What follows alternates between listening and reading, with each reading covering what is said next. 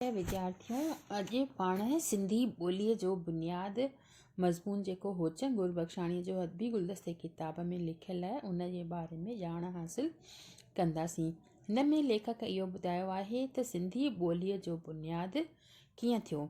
त इन में होचन गुरबख़्शाणी जो पहिरियों लेखक परिचय ही 1883 में जन्मियो ऐं 1947 में ही एक्सपायर थियो, माना हिन जी डेथ थी। हिन जो जीवन परिचय थोरे में तव्हां कंदा हलिजो, कॾहिं कॾहिं 5 मार्कुनि जो या 2 मार्कुनि जो सुवालु अची वेंदो आहे, त तव्हांखे एतिरो लेखक परिचय न पढ़णो आहे जेतिरो की तव्हांखे हिन मज़मून में अंदरि छा ॾिनल आहे, कहिड़ा वीचार ॾिनल आहिनि, उन जे बारे में ॼाण हासिलु करणी आहे। त किताब त तव्हां वरिता ई हूंदा, त लेखक परिचय तव्हां पंहिंजो पाण ई पढ़िजो। मां शुरू थी कयां हिन में कहिड़ो वीचार समायल आहे। त हिन लेख में लेखक सिंधी ॿोलीअ जे बुनियाद बाबति पंहिंजा वीचार पेश कया आहिनि। ॿुधाए थो त सिंधी ऐं ॿियूं आर्य ॿोलियूं हिकिड़े ई वण जूं शाख़ूं आहिनि। उहो वण आहे संस्कृत। संस्कृत लफ़्ज़ जी माना आहे कामिल या सफ़ा थियल। आम तरह संस्कृत नालो आख़िरी दर्जे वारी संस्कृत खे ॾिनो वेंदो आहे। संस्कृत जा 3 दर्जा आहिनि, क़दीमी, विचोली ऐं आख़िरी। संस्कृत उहा ॿोली आहे जंहिंमें हिंदुस्तान जा क़दीम आर्यन जा वेद, पुराण, स्मृतियूं, तारीख़ूं वग़ैरह लिखियल आहिनि। अॼु ॾींहुं सूदो हिंदू लोक पंहिंजे क्रियाक्रम, पूॼा पुष्टा वग़ैरह में इहा ॿोली कतब आणींदा आहिनि। कॾहिं कॾहिं विद्वान पंडित अञा ताईं इन्हीअ ॿोलीअ में हिक ॿिए सां धर्मी ॻाल्हियुनि ते बहस मुबाहिस कंदा आहिनि, मगर अॼुकल्ह आम तरह इहा ॿोली दुनिया जे कंहिं बि हंधि ॻाल्हाइण में नथी अचे। को वक़्तु हो जॾहिं संस्कृत आर्यन लोकनि जी रवाजी ॿोली हुई। इन्हीअ खे 1000 वरिय थिया। रवाजी माण्हुनि जे वात में असलूकी संस्कृति रफ़्ते यानी धीरे धीरे बिगड़ण लॻी ऐं असलूकी हालत बदिलाए ॿिए दर्जे ते आई, जंहिंखे विचोली संस्कृत चइजे थो। इन्हीअ हालत खां पोइ पिणु उन में वधीक फेरफार थियण लॻी। इन्हीअ आख़िरी दर्जे वारी संस्कृति पौराणिक संस्कृत करे सॾनि था। अवल दर्जे वारी संस्कृत, जंहिंखे महासंस्कृत जे नाले पिणु सॾियो वञे थो, तंहिं में ऋग्वेद, संहिता, यजुर्वेद जा मंत्र ऐं अर्थवेद जो थोरो हिसो लिखियलु आहे। विचोली संस्कृत में वेदनि जो हिकु भाङो, जंहिंखे ब्रह्मण करे था चवनि, लिखियलु आहे। आख़िरी संस्कृत में हिंदुनि जो शहर जहिड़ोक रामायण, महाभारत, स्मृतियूं, कालिदास जा नाटक वग़ैरह बि लिखियलु आहिनि। आख़िरी दर्जे ते पहुचण बैदि संस्कृत ॻाल्हाइण ॿोलाइण जो रवाज़ घणो घटि थियो। माना छा थो ॾिसे त स्टेप बाय स्टेप जेको आहे उहो संस्कृत जो घटिजंदो थो वञे ॻाल्हाइण जो वजूद। माण्हुनि जे मुहावरे में निहायत घणो तफ़ावत पइजी वियो। इन्हीअ मुहावरे खे प्राकृत कोठियो वञे थो। प्राकृत लफ़्ज़ जी माना आहे आमी या रवाजी। कहिड़े समय में पहिरियों ई संस्कृत ॿोली ऐं एॾी वॾी तब्दीली थी वञे उहो फिरी प्राकृत थी पई, तंहिंजो पूरो पतो पइजी नथो सघे। सभ खां झूनी प्राकृत जंहिंजी असांखे ख़बर पइजी सघे थी, तंहिंखे पाली करे था चवनि। महाराजा अशोक जे ॾींहंनि में पाली आम जाम ॻाल्हाइण में ईंदी हुई।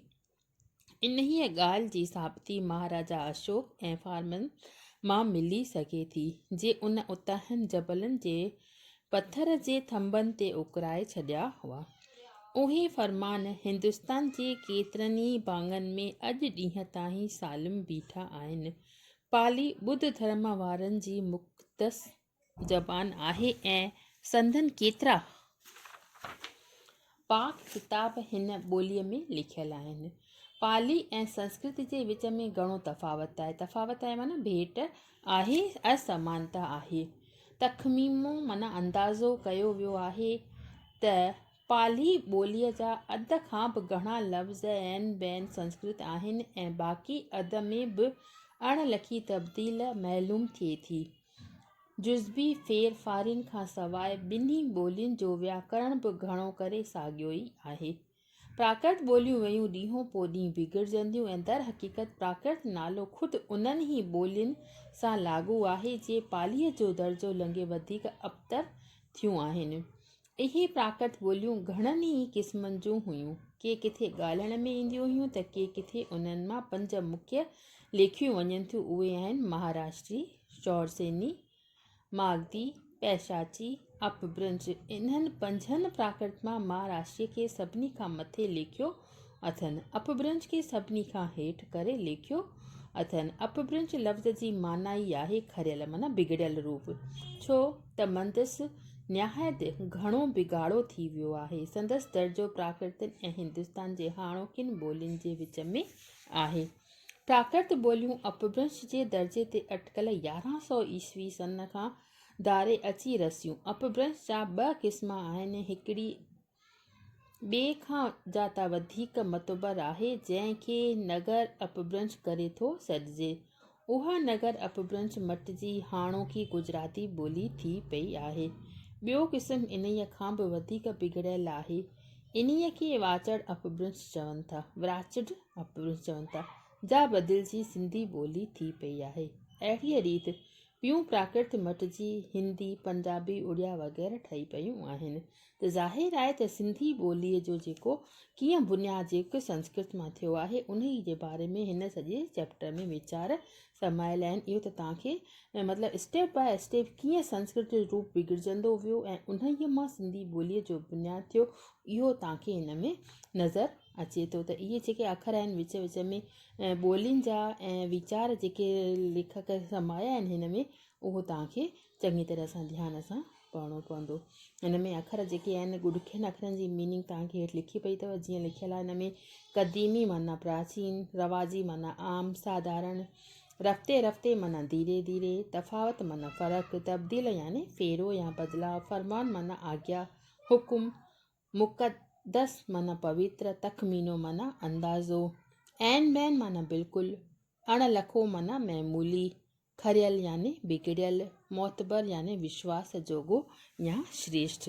त हिन जूं जेके आहिनि सुवालनि जा जेके तव्हांखे जवाबु करणा पवंदा उहे थींदा संस्कृत लफ़्ज़ जी माना छा आहे, उन जा मुख्य 3 दर्जा कहिड़ा आहिनि, संस्कृत जी कहिड़ी अहमियत आहे, पालीअ जूं ख़ासियतूं ऐं अहमियत लिखो, कहिड़ो अपभ्रंश बदिलजी सिंधी ॿोली बणी आहे। त इहे जेके आहिनि सुवाल तव्हां घर में यादि कजो। हिन चैप्टर जे विच विच मां ई तव्हांखे आंसर मिली वेंदा। बसि अॼु एतिरो ई।